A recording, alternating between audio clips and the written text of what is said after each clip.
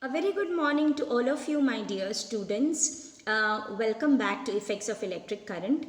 In this lesson, we have already finished up to the magnetic field due to a current in a solenoid. So today we shall move on to the next part of the lesson, that is force acting on a current carrying conductor when it is kept perpendicular in the magnetic field.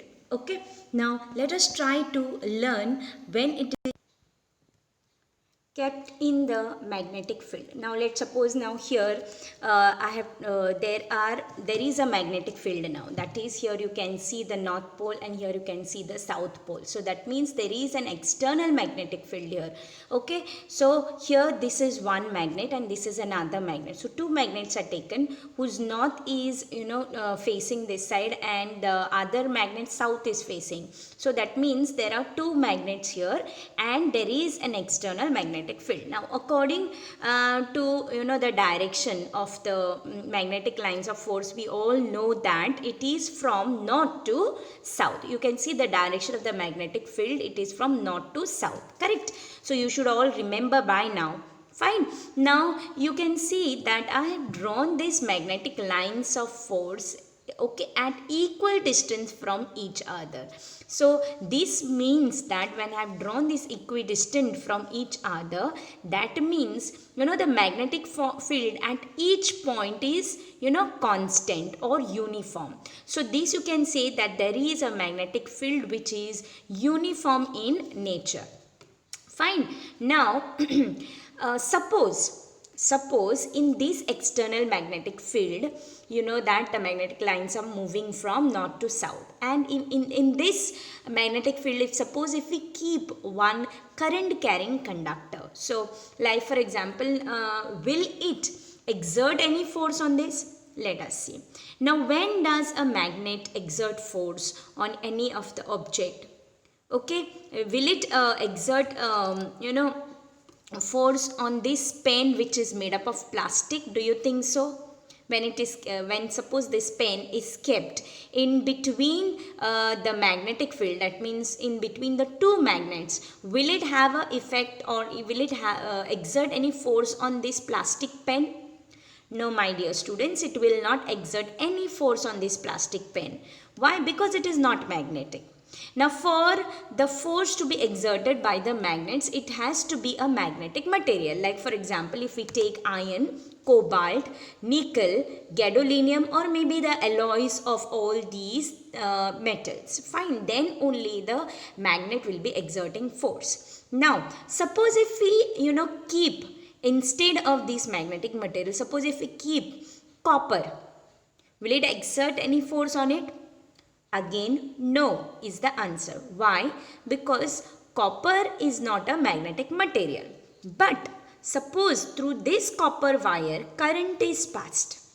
Will it act? The force will be acting on this copper conductor now. Yes, my dear students, you know that the electric field, or when the current is flowing through the conductor, it always produces a magnetic field. And therefore, since it is having its own magnetic field, when it is kept in the external magnetic field like this, okay, so it will be experiencing some force. Now, how is the direction of the force acting on this current carrying conductor? Suppose this is the direction of the, you can see the arrow here, you can see clearly the arrow here over here, which is pointing the direction of the current in this manner. Fine. So if the current is flowing in this direction, that means which is perpendicular, it is kept perpendicular to the magnetic field. Remember this. Okay, so we are talking about now the force acting on a current carrying conductor which is kept perpendicular in the external magnetic field. So you can see that this is the direction of the magnetic field, whereas this is the direction of the current carrying conductor, or the current is flowing in this direction. That means both of them are perpendicular to each other. Then how will be the force acting on these on this current carrying conductor? Okay, so let's see now how it is happening. Fine.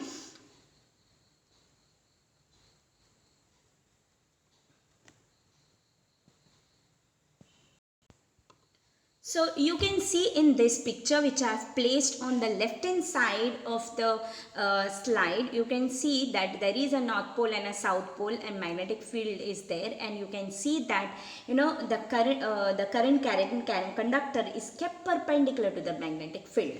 So then how will this conductor experience any magnetic field or experience the force? You can see the direction of the force is pointed downwards, correct?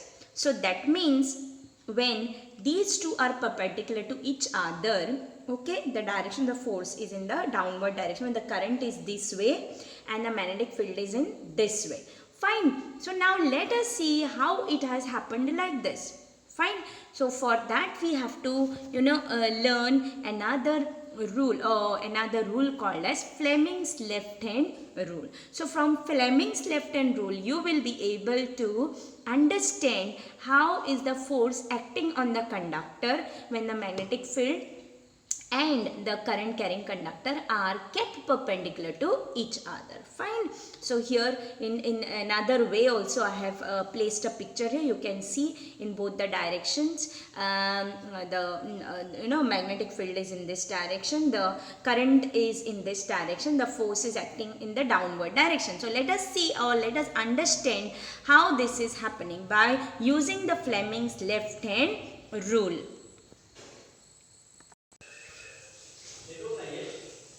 Let us try to learn through Fleming's left hand rule. Okay, now you can see here this is my left hand, okay, and you can see that the direction of the magnetic field, you can see this index finger or my forefinger like this. Okay, so it is pointing the direction of the magnetic field. You can see the magnetic field is flowing in this direction. Fine. Now the current is where?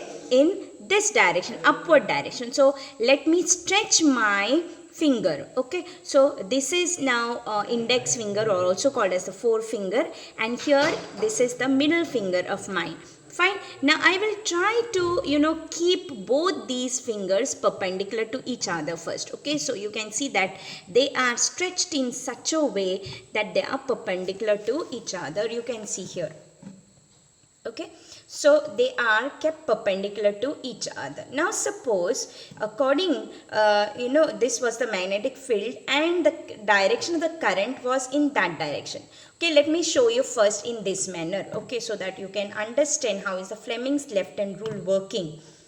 Okay, now here this is the middle index finger which is pointing the direction of the magnetic field. Suppose the current is in the downward direction. Suppose the current is in the downward direction and the magnetic field is in this direction. How will be the force acting on the conductor? It will be in this manner. That is, the thumb will be pointing the force on the conductor. So you can see how it is. So you have to do on your own, then you will understand how to stretch your three fingers. So what you have to do is that you have to stretch the index finger, then you have to stretch your middle finger, and then you have to stretch the thumb in such a way that all three of them are mutually perpendicular to each other. Now what does this mean? You can see that my index finger and my middle finger is perpendicular to each other,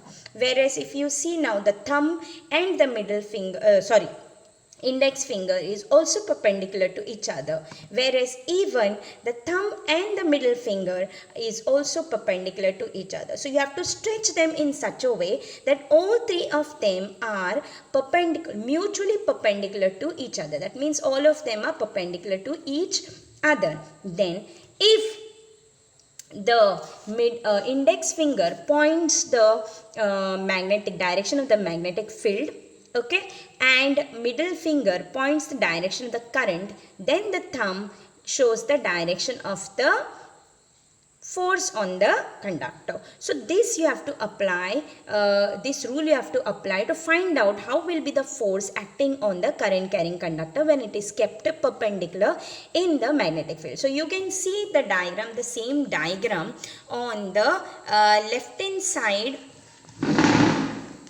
side of the slide. Okay,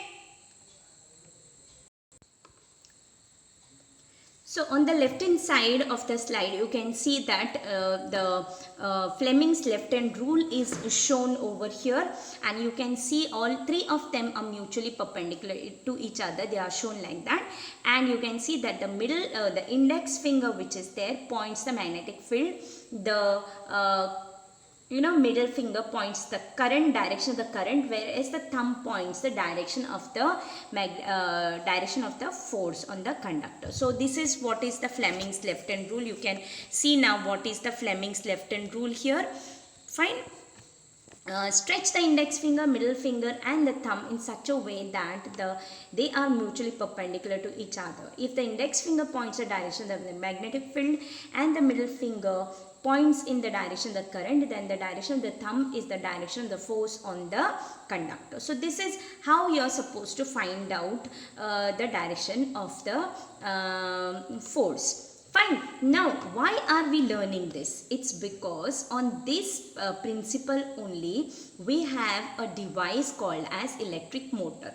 So, electric motor works on this principle that when the conductor is kept in the magnetic field, okay, this conductor will be, rotating in this magnetic field just because the force is applied due to the external magnetic field, and because of that it goes on rotating. So let's see now how is the working of the electric motor. So what is the electric motor? Let's first understand what is the definition of this. Very simple. You can call it as the device.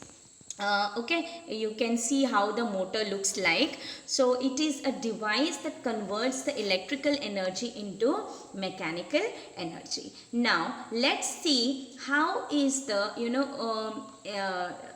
instruments arranged inside the electric motor. Fine, for that we'll require this diagram. You can see this diagram is there in your textbook also.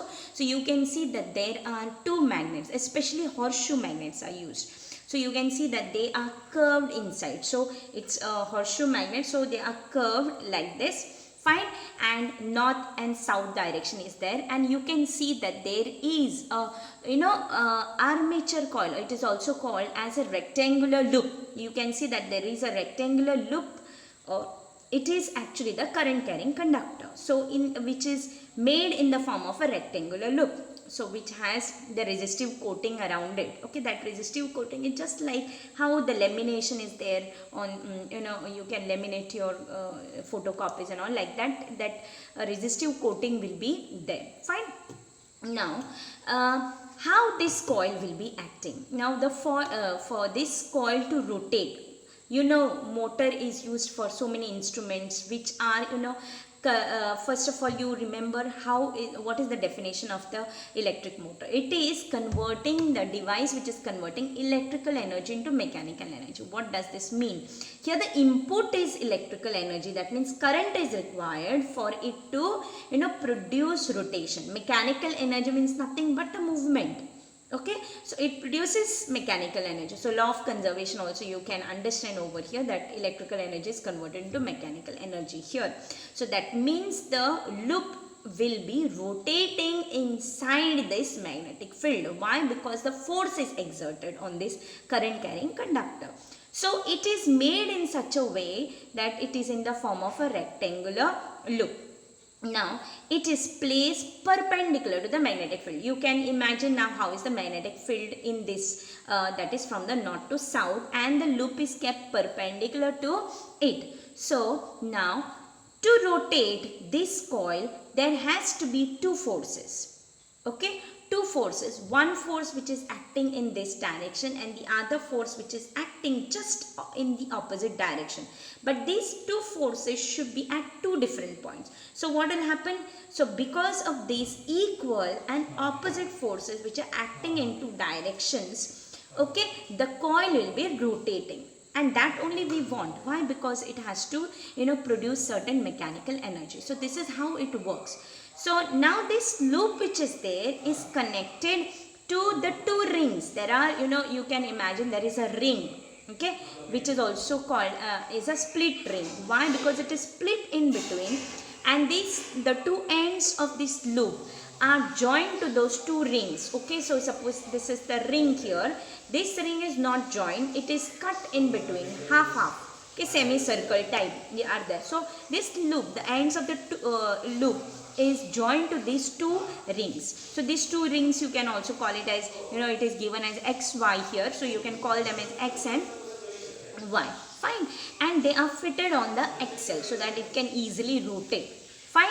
Now just touching to these rings, that is the split rings, it is also called as split ring. So just touching these split rings are nothing but the carbon brushes. You know that carbon, graphite especially, conducts electricity. So there are brushes, not the toothbrush, but there are carbon brushes here, which is kept in contact with the split rings. They are not holding it very tight, they are just touching it, just brush, how the brush can be just touching it. So like that there is a contact but not very tight contact.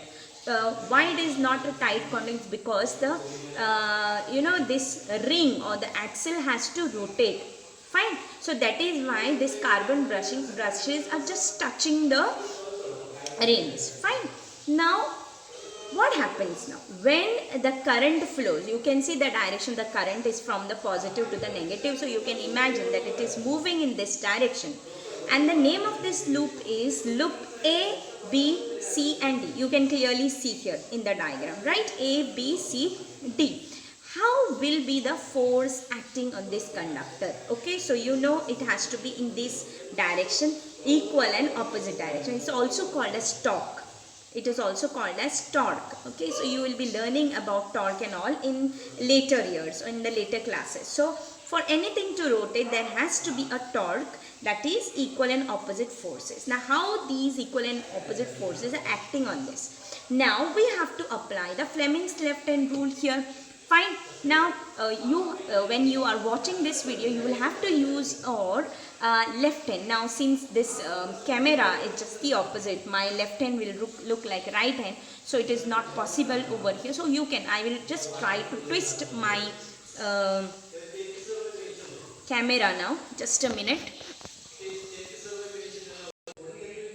So now let us try to apply the Fleming's left hand rule. So Fleming's, stretch your index finger or the forefinger, the middle finger and the thumb, okay, so that they are mutually perpendicular to each other. Now according to this, the magnetic field is moving in this direction over here. Fine. Whereas the current is in this direction, upward direction. So the force will be where? The force will be in the downward direction. That means the loop AB will be moving downwards. Okay, loop AB will be moving downwards. Fine. So in this way, the force will be exerted on this loop. So it will be going downward. Fine. Now let us see when the current is flowing in the loop, when it comes to C and D, it will be moving from CD. That means it will be going downwards. Correct? So it will be going in a downward direction. That means how will be the force acting on this conductor? It is very simple. What you have to do, again you have to stretch your forefinger, middle finger and the thumb so that they are mutually perpendicular to each other. Now the direction of the magnetic field is in this way and the current is this way. So that means the force acting on the conductor will be in the upward direction. So that means the loop CD will be going up. Correct? So AB will be going down, CD will be coming going up, and in this way the motor will be going on rotating. Fine. So in this manner, now what will happen when the AB goes down and CD comes up? You will find that the ring, split ring, which was in contact first with the carbon brush there, X, okay, now will be coming and going and meeting the Y, okay, and it will be going on rotating continuously till the current flows through the conductor. So this is how an electric motor works. Okay, so it will be then finally when the current will be flowing, now when the ABCD, now ABCD goes up like this and goes this way. Correct? Now the current will be flowing in which direction now? From DCBA. Just apply the rule. you will understand how the